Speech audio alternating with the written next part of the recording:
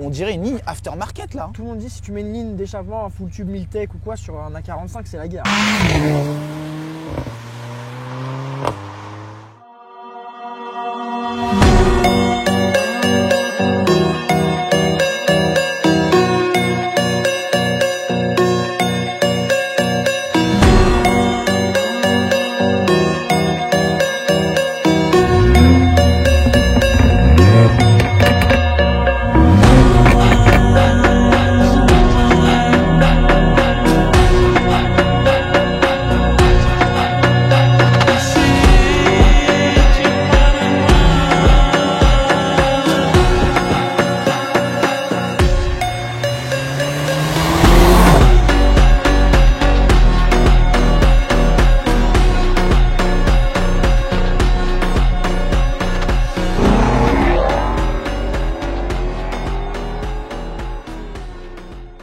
Donc bonjour à tous, bienvenue sur la chaîne Alex VCR.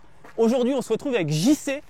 Yo, JC Prod Salut tout le monde. qui a donc passé la Shelby sur sa chaîne. C'est ça. JC, ta chaîne, toi, c'est plutôt de la moto, Ouais, c'est ça. mais depuis peu, tu te lances dans la présentation auto. Exact, c'est ça. Passionné des deux. Tu nous présentes en fait ton nouveau joujou qui est une A45 AMG de quelle année? AMG 2016, phase 2, full black, criminel. Est-ce qu'elle a des spécificités? Est-ce qu'il y a un pack, quelque chose? Alors là, il faut savoir qu'elle est presque quasi full option. Là, il y a le pack esthétique aéro. Le pack aéro, il comprend pare-choc avant, donc un peu bodybuildé avec la lame, etc. du pack aéro. Il y a les petites jupes latérales ici. Ouais. Sur le bas de caisse. Donc le gros aileron A45.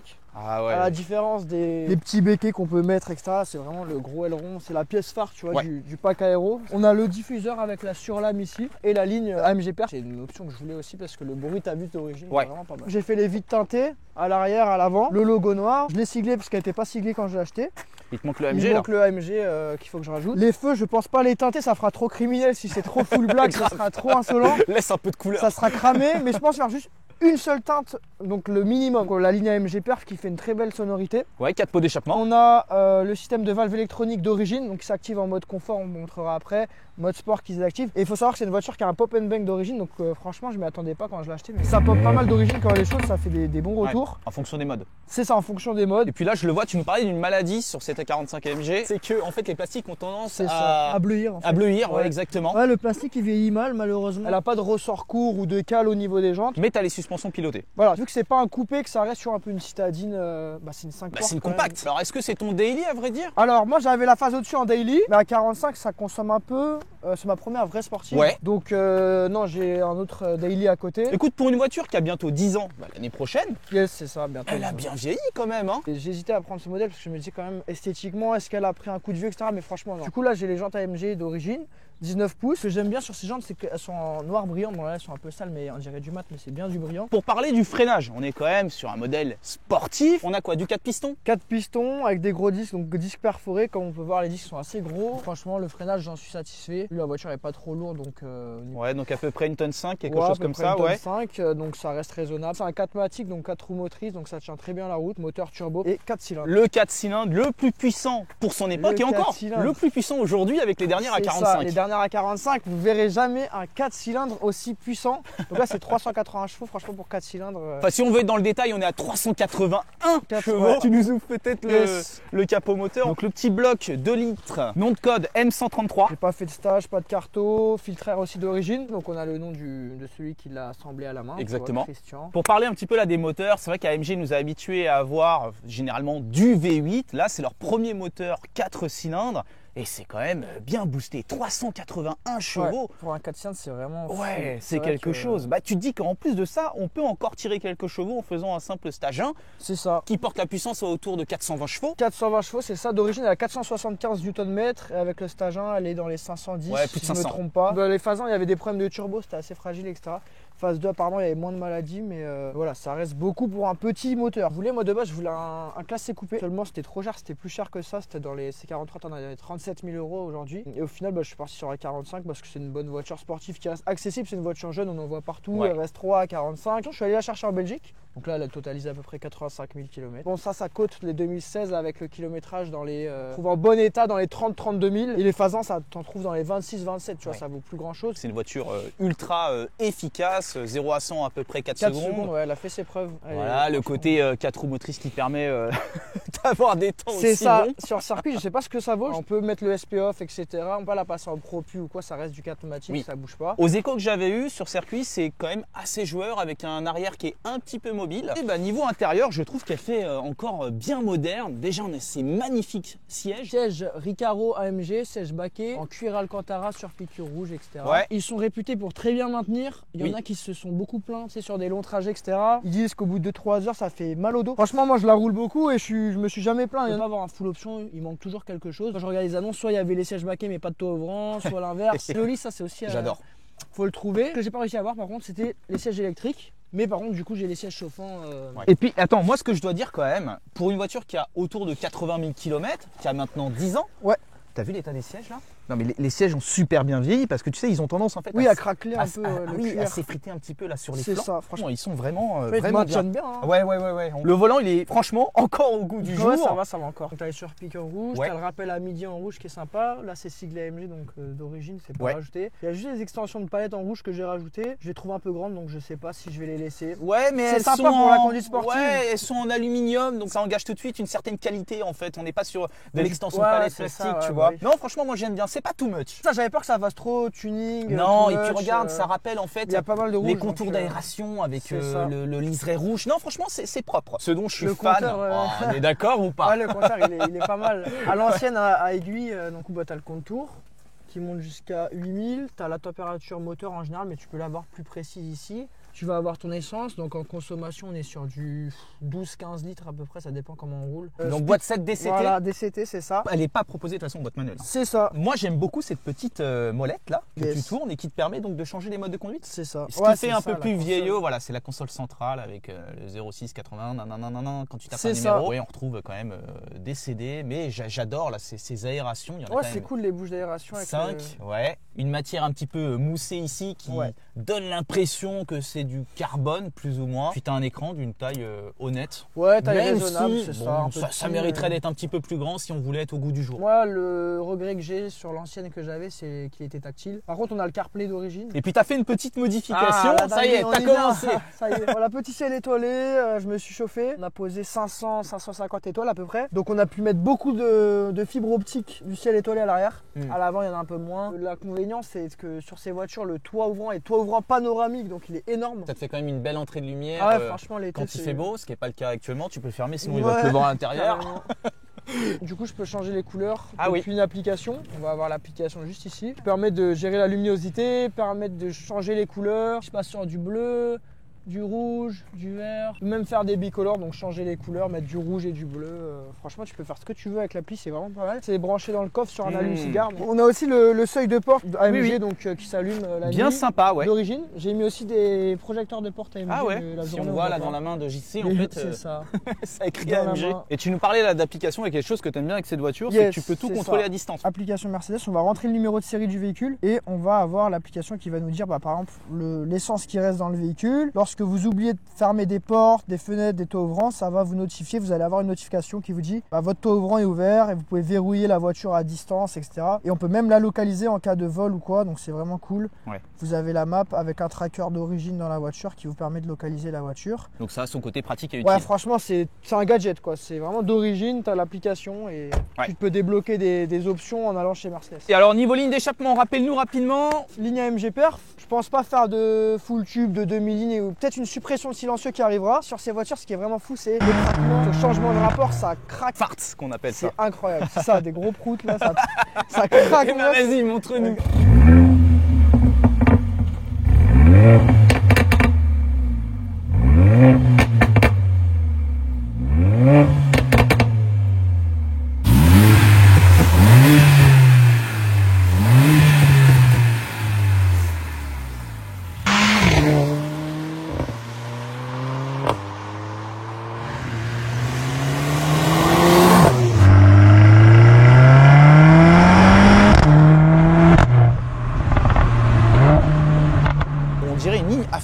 Là. Tout le monde dit si tu mets une ligne d'échappement, un full tube Miltech ou quoi sur un A45, c'est la guerre. Donc oui, c'est très appréciable ce côté pop and bang d'origine, je précise. C'est ça. T'entends quand même le son moteur du 4 Ouais, cylindres, ça c'est indéniable. vrai que ça me freinait au début. Surtout quand t'es devant. Mais il a quand même sa petite touche à lui, C'était le truc qui me freinait. Moi, je voulais un C43, c'était un V6. Je voulais vraiment plus. J'ai toujours eu des 4 cylindres.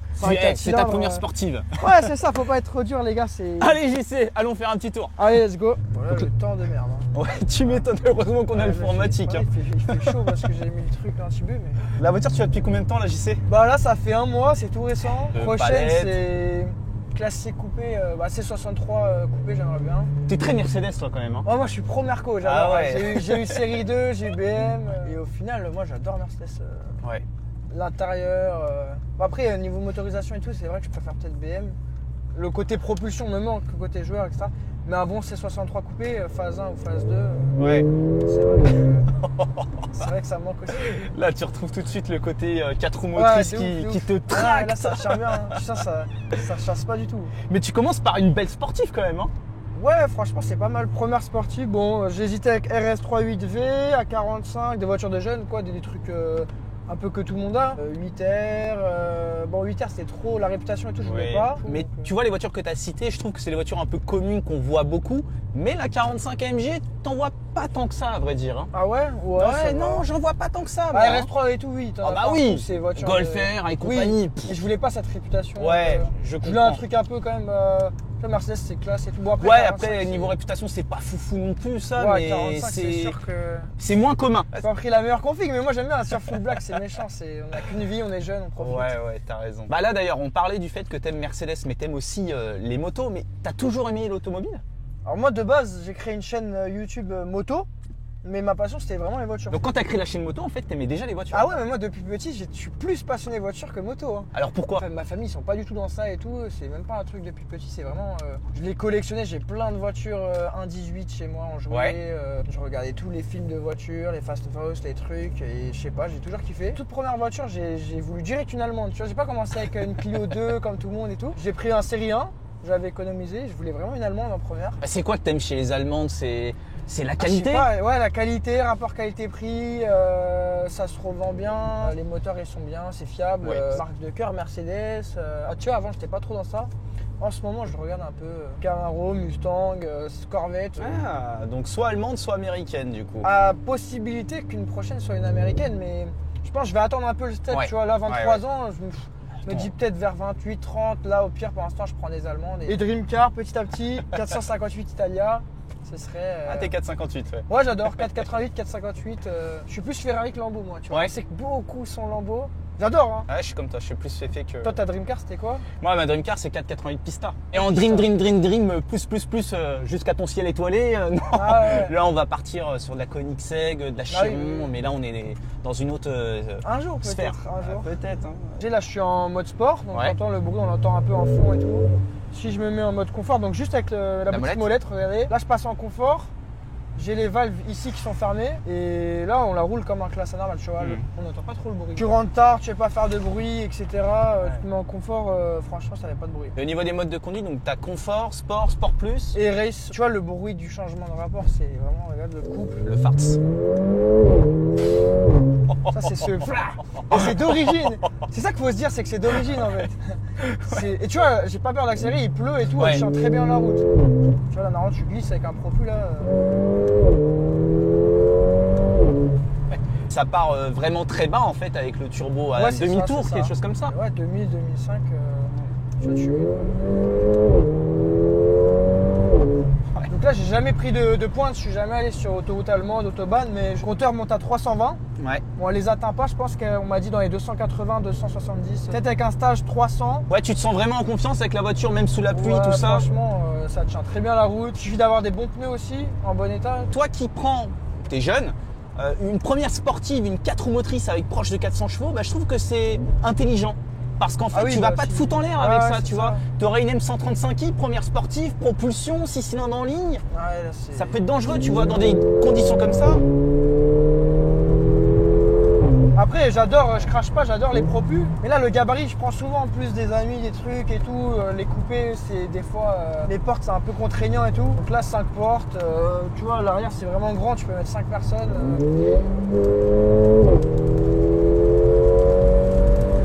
C'est vrai que quand tu es dans une 4 roues motrices, tu te sens tout de suite plus en sécurité. Ça bouge pas. Ouais, vraiment, ouais.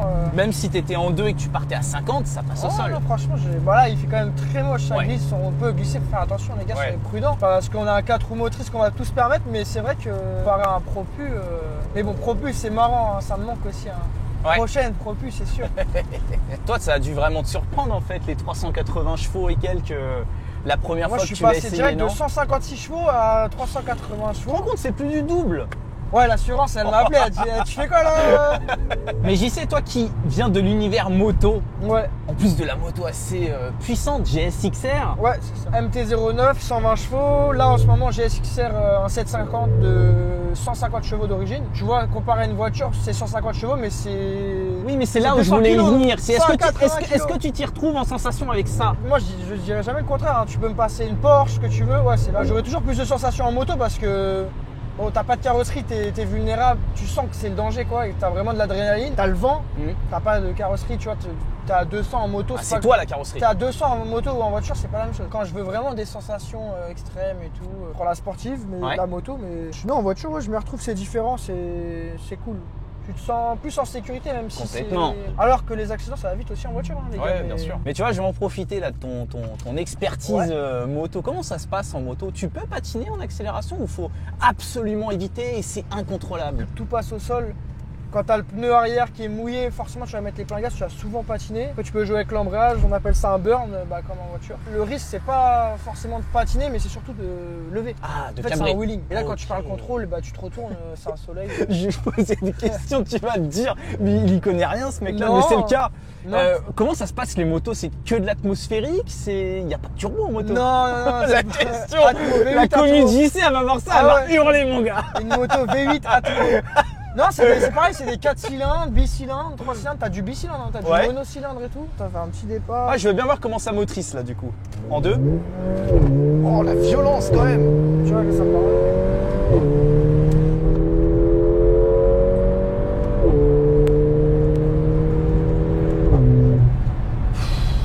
Ça l'allonge en fait, ça enchaîne, boîte 7 et... Ouais. Et ce qui est dingue en fait, c'est et c'est la réactivité. Quand t'accélères, tu prends la claque mais genre violente. Moi je mets des fessées gros. Ah ouais, tire à l'arc. C'est n'importe quoi. Sur ces quelques semaines d'utilisation, mon JC, les plus et les moins. Conso, mais c'est parce que moi c'est ma première sportive. Oui. Tu vois là, on est sur du 17 litres 100. C'est pas un Mustang, les gars, c'est un A45, donc je trouve ça énorme. Ça consomme beaucoup. Attends, t'es dans la phase de découverte où tu te fais plaisir, tu roules beaucoup. C'est vrai que je fais un plein tous les 2-3 jours, même pas.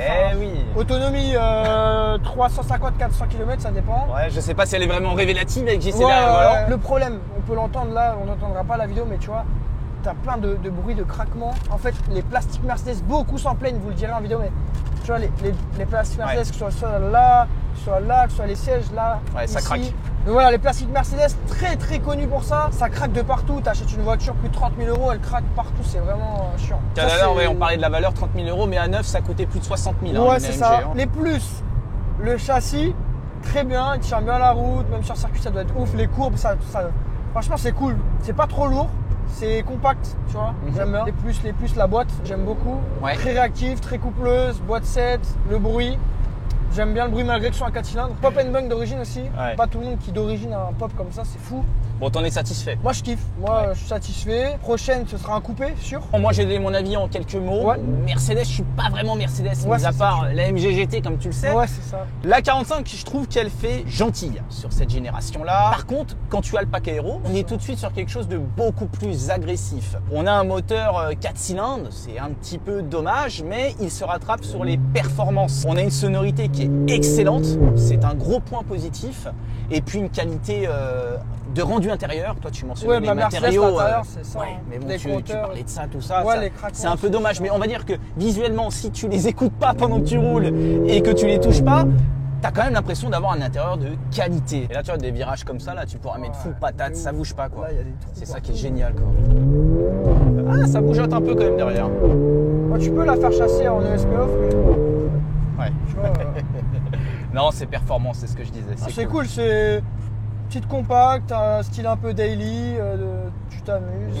Ça marche bien, c'est réactif. C'est une très très bonne première sportive. Ouais, franchement, je suis satisfait, je vais pas cracher dessus. Mais... Bon, bah, ok, mon JC, bah écoute, on va te remercier de nous l'avoir présenté. Bah, avec plaisir. Hein, Première Mercedes qui passe sur la chaîne. C'est la première, c'est un scoop. Et on va te souhaiter de bien t'amuser avec, d'en prendre C'est soin ça. et de nous présenter des belles autos. Donc, La prochaine, peut-être qu'il passera sur la chaîne, hein, on verra ce que c'est. Mais... je vous recommande voilà, d'aller voir le contenu de JC si vous aimez la moto, donc l'automobile également, c'est un peu plus récent. Mais voilà, tout ça va être alimenté au fur et à mesure du temps. Merci. On retrouve, une prochaine fois. Il n'y a pas de diffuseur ou quoi? Il y a Ah ouais. un gros trou, on voit tout son échauffement. Et puis nous, bah, on se retrouve dans une prochaine vidéo. Allez, salut tout le monde, salut JC, à la prochaine. Ciao. Merci.